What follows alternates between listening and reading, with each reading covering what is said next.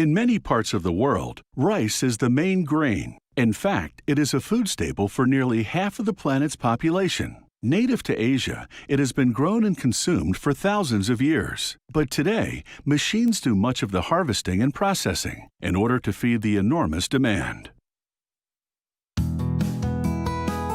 These perfectly formed kernels of rice are essentially a crop that has been allowed to go to seed.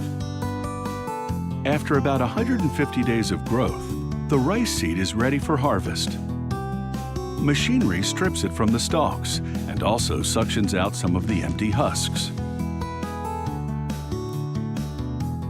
Trucks transport the rice to storage facilities.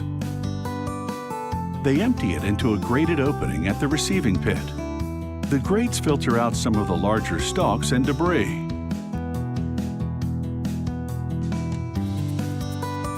From the pit, a chain conveyor moves the rice up to storage silos and into warehouses. Inside the storage facilities, fans blow air through the mountain of rice to lower the moisture content substantially. With the rice sufficiently dried, it's on to the processing plant. Here, a probe vacuums up samples from both the front and the back of the massive truckload. The probe delivers the samples to a lab. A technician first tests the moisture content to confirm that it's on target. He then transfers batches to a sifting pan to screen for bugs. He switches on a heat lamp to wake them up. He shakes the rice and scrutinizes. He also examines the tray underneath for tiny bugs that may have fallen through the holes. If he finds just one moth or beetle, the entire 5,500-pound truckload of rice will be rejected. Next, the rice falls through perforations in rolling cylinders, screening out the straw which spills over the side. The next machine sifts out the remaining straw bits and any weed seed. It also suctions out empty rice husks. They're lightweight and pulled out with a weak vacuum. Finally, they remove mud balls. Free of contaminants, the rice now spills between two rubber rollers, one moving faster than the other. This shears off the husks. The rice and empty husks then cascade into another machine. This is a demo version of the actual production one. Weak suctioning pulls out the husks to separate them from the heavier rice.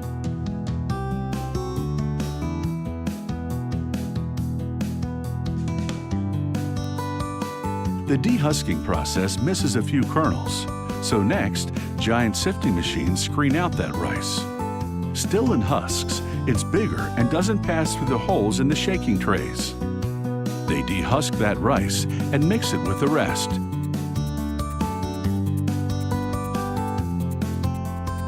Grinding machines now mill the rice to remove the bran.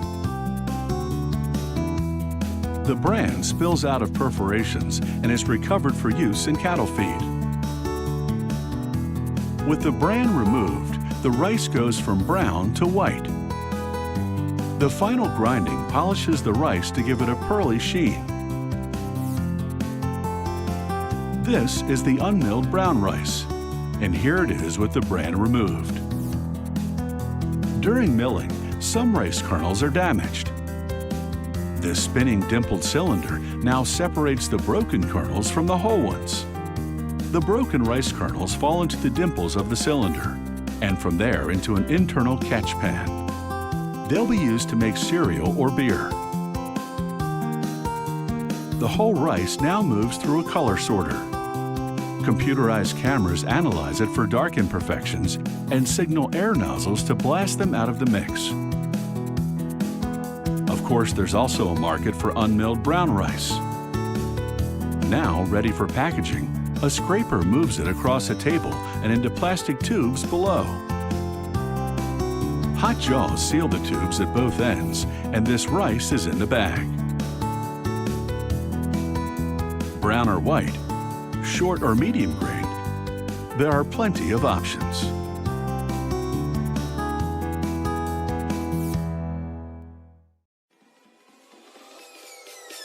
Peace.